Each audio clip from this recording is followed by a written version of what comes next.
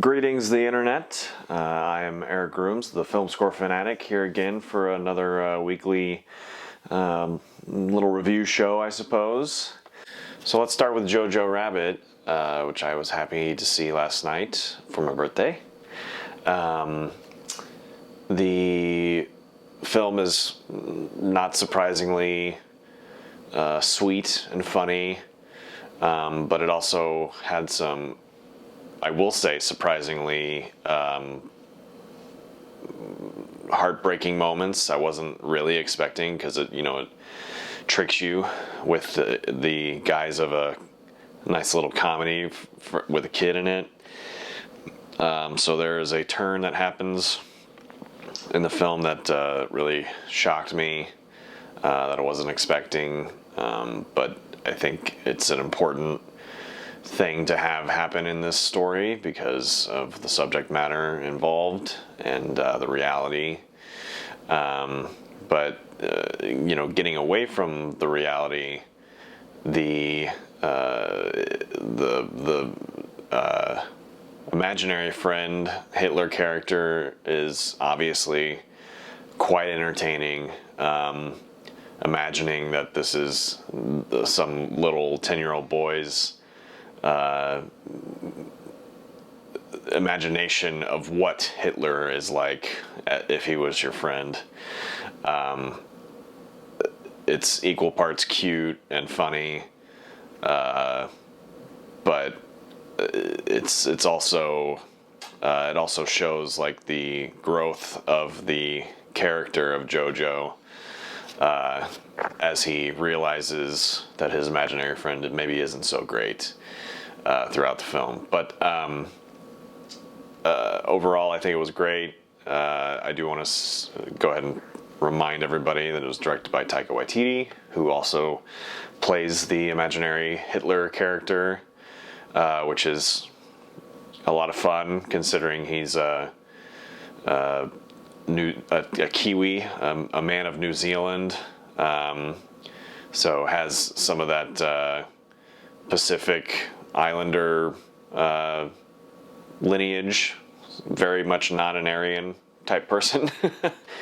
For me, as somebody who knows him, like is familiar with him quite closely, as a fan, it is weird to see him with blue contacts. It doesn't totally work, but I think that probably is just an issue for somebody like me who's really familiar with him. So I thought the music was really nicely done, and I was surprised to see in the credits that it was Michael Giacchino, who I'm a big fan of. But this score was a little hard for me to pin down for whatever reason. I can't like identify what made me like it, but I did. So I don't know, but I really did love the use of popular music in the movie.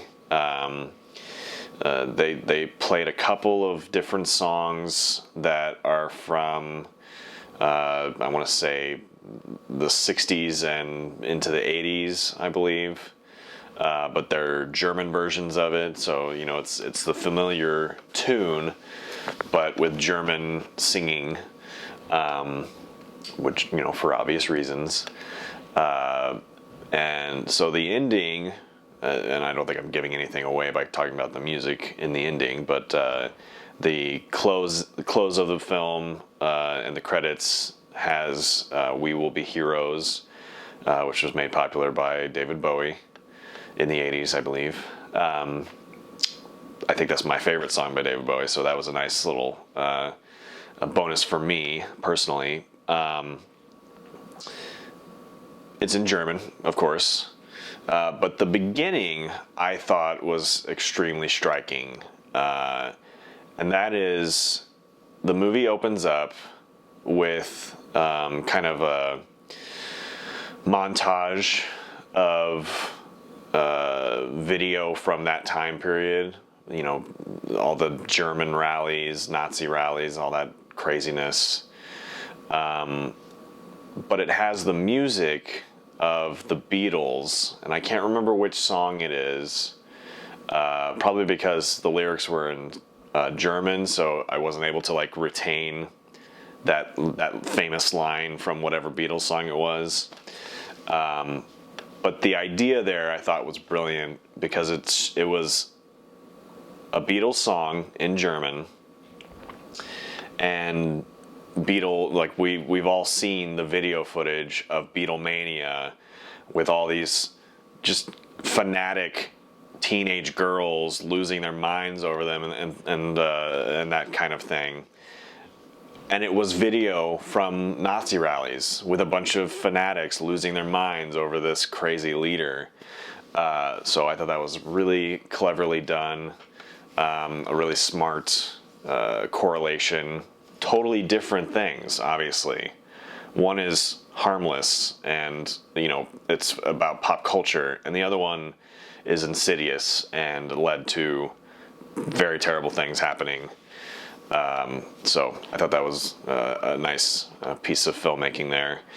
But beyond that, the story was nice. I think I'm probably not alone in thinking it was somewhat predictable, but that's not a terrible thing. It is what it is. That's a story that you can see coming from a mile away. But it was well acted. The little boy who played Jojo was great, and his comic relief buddy, and I can't think of the character's name off the top of my head, but the little boy with glasses was magnificent. Just hilarious timing. I don't know if child actors have just been getting better in recent years, or if directing has gotten better, like they know better how to communicate with children to get the scene that they want. But they're like little comedians in their own right, like really good acting. So I don't know. It was great. So I recommend it. Go and see it. Be open to the message, which is that hate is bad. Which, pardon the politics, it seems like that's something that everyone needs to be reminded. Nazis are bad, in case you forgot. Nazis are not okay, so let's stop having Nazis. Okay, all right, so let's move on to the other movie I saw this weekend in the theater, and that is Terminator: Dark Fate. I personally didn't find the film that great. I thought it was okay. It was fine. But I after seeing it, I was a little shocked at how glowing most of the professional film critics were reviewing this film. It's like I said, it's fine, but I didn't find it special or anything like that. And perhaps that is part of the issue with this franchise, is that the first two movies were so dang good that like nothing is ever going to live up to those two first entries into the franchise. So for those of you that don't know, this is the sixth movie in the franchise, but it's one of those situations where they're kind of making it like it's the third. This is supposed to be like a sequel directly to T2 Judgment Day. So the last three movies that came out are kind of like alternate timeline stories, I guess you can say it that way, but basically like they're saying, let's sweep this away and we're done with that. And now we've got this story, which is supposed to lead from directly from T2. And the way they wrote the story, I thought was fascinating enough. I don't think I'm giving too much away by saying that Sarah Connor and John survived and they stopped Judgment Day from happening. They stopped Skynet, basically. So where do you go from there? Some other AI ends up, I can't remember the terminology, but it's like you make something stop happening, something else will take its place. I'm sure it's some kind of like physics term or something like that. I can't think off the top of my head, but kind of interesting. I personally have a hard time suspending my disbelief when you have the idea that Skynet was stopped completely and that future doesn't happen anymore. But basically the exact same future happens with something else. It's too convenient to me. I think from a I don't know how to word this. The creators of the Terminator storyline, they needed to make something new, but they made something new, but it's so the same as the old that it's like, this seems too convenient. So Skynet didn't happen, something else happened, and the Terminators have the same looking metal skeletons, and even the time travel sphere is like the exact same technology. So to me, it's just a little too, if you're going to do something different, do something different. But they claimed to do something different and basically did the same thing. So that to me was a little disappointing. The music I thought was fine. It's not something I'm going to go seek out and listen to just for my own enjoyment. I will say in my screening, there was this high pitch, like for the first half of the film, there was like this high pitched, it didn't have the same bass chord sound to it, but it was like the same melody of the dun dun dun dun dun, but it was really high pitched. And I couldn't tell if it was like a conscious decision in the film to have this really high pitched thing, like just going the whole time, it seemed like. Or if it was a failure of the theater to have some issue with their sound. But a gentleman got up and walked out of the theater like halfway through, and I don't recall ever hearing that sound again. This is just a side note, by the way. This doesn't have anything to do with the film, but it does have to do with my experience with watching the film for the first time. But anyway, this old man got up and walked out, and it seems like that sound stopped. So it made me wonder, like, was that like his hearing aid was like low on batteries or something like that, and it was doing a really high pitched sound that I was picking up on, and in my the brain is a powerful thing. I was like associating it with the Terminator sound of dun dun dun dun, and I was putting it in that high pitched frequency. I don't know. If it was a part of the movie, and maybe someday I'll see this again, and I'll see if I hear that again, it was a bad decision, in my opinion, because it was really annoying me and taking me out of the movie a lot. So, but like I said, that I can separate that from the actual film and the story. I will say the new protagonist, and I can't think of the actress's name, but she was pretty badass for a hero character. So I was happy to see that, and it is kind of interesting. This was, this may annoy some of the people who don't like overt social justice type things, but it was kind of cool to see 3 main female characters were the heroes driving the plot of this movie, with Arnold as a sidekick for part of it. So I enjoyed seeing that. I do think I will probably watch this again at some point whenever it comes out on video or something like that, because it was cool enough, and I think there are details there that I would like to see again, maybe have a second look at. But overall, I thought it was just okay. You're welcome to see it if you want, but I don't think it's a must-see in the theater. I don't let this influence my judgment at all, but I do see today that the grosses are not looking too great for this movie. So I think the world in general has probably seen what they want to see from the Terminator franchise. I think it's as simple as the first two were great, and you've tried several times to make something new and interesting, and it just hasn't been as fun or cool. And so, regardless of how well this one is reviewed, I think the general public is like, yeah, we've seen it.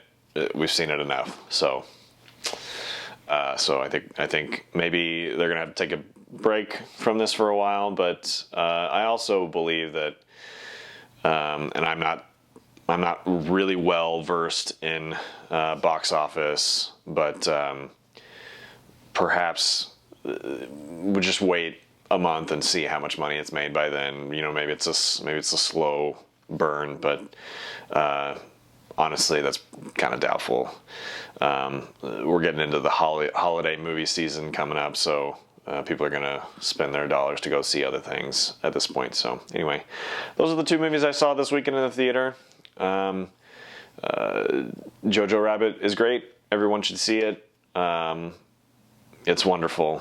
And Terminator is all right. You can skip it if you want. Yeah. So let's see. What else do we have here? Gonna get out my notes. I had a couple rewatches this week. Leading up to Halloween, I spent my free time here at home rewatching Bram Stoker's Dracula, directed by Francis Ford Coppola, from I think like 1980 or something like that. And that, a lot of people scoff at that movie, especially for some of the acting choices. Who knows why they decided to cast Keanu Reeves, a like quintessential California dude, as some proper English businessman. No idea. Or lawyer, not a businessman. But beside that, I actually thought he did okay.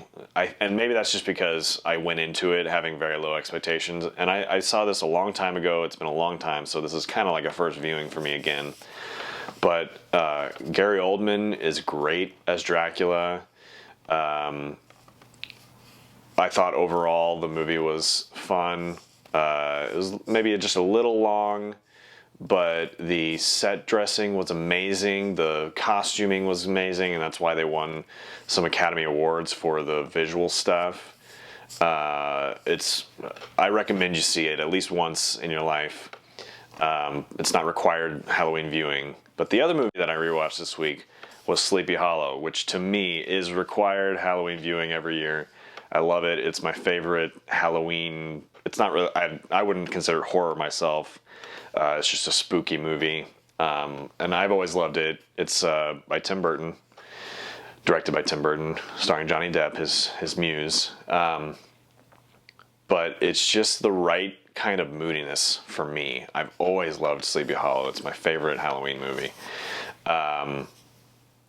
Because it just has this perfect eerie feel to it, and the cinematography is beautiful, and the music, in my opinion, one of the best scores overall, for being perfect for the film that it's a part of.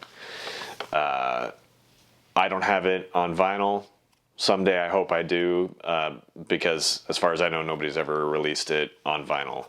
But that is a Danny Elfman score that as soon as they release it on vinyl, I'll probably have to move some money around to make sure that I get it, because that is one that I really want. Really fun. I can't recommend it enough. I know it's just my personal opinion that it's a really great movie, but you can judge for yourself if and when you see it. Just quick side note: Ray Park, the guy who plays Darth Maul. I always want to remind people this. Ray Park the man who is known for being Darth Maul in the Phantom Menace, played the Headless Horseman when he's headless. So that's fun. You see him doing all this physical stuff with blades and whatnot. So I always like that little piece of trivia in the movie. Makes me like it even more. So yeah, that is what I saw this week. Of the rewatches, I would say that the Bram Stoker's Dracula is one you need to see at least once in your life. And Sleepy Hollow is one that I think you should see once a year, in my humble opinion. But what do you think? Comment. Let me know what you watched this week and what you thought was good. Do you agree or disagree with my takes on these 4 movies that I saw this week? And don't forget to like and subscribe. This is a very young YouTube channel, so all the interaction I can get, the better. So remember that you can find me on Twitter and Instagram, Sir Grooms. That's my personal pages. And you can find the Film Score Fanatic on Instagram and Facebook. I don't have a Twitter for this channel, since I don't really use Twitter that much anyway. But yeah, check me out and let's start a conversation as always. So I guess that's it for this week. I've been Eric Grooms, the Film Score Fanatic, and I look forward to seeing you next week. Goodbye.